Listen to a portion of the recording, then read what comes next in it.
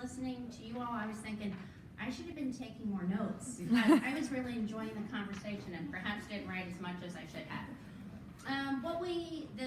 One of the things that we talked about is you can indeed tap specific goals in a group.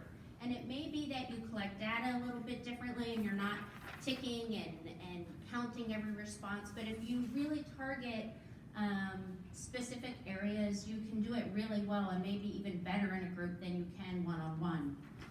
Some of the issues or ideas that came up is, how do you pay for it? So we got on a side topic of, especially for outpatient, how do outpatient clinicians who really want to run groups, how do they do it, and how do they get insurance to pay for it? So that was a topic that came up. And we have some answers. One answer being, consider private pay as an option. And a lot of times, hospitals or facilities will allow a rate that is not necessarily going to cover the cost of everything, but it's a way to be part of the community. The members pay $5 or $10, so they buy in, they are responsible for showing up, and they are getting something for their money.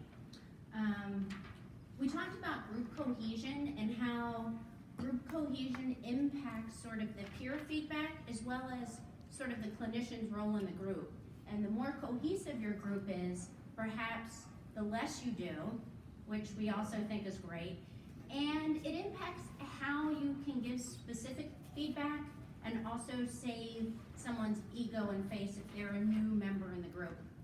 And we talked about how the group environment is different from one-on-one, but it's also very different from going out into the community. So they're very, very safe with you and they feel like they can do it, and then they walk into the Starbucks and just get hammered by the noise and the rate and the how do you deal with that and people in the community. I'm gonna just leave with this quote, which was, the less I do, the better it is. And so clinicians really thought that if they can set up the group and get it rolling, everybody knows the expectations, then the peers give each other feedback and the other members take it even better, it's more meaningful, and you look like you're running a good group and really they're doing all the work. So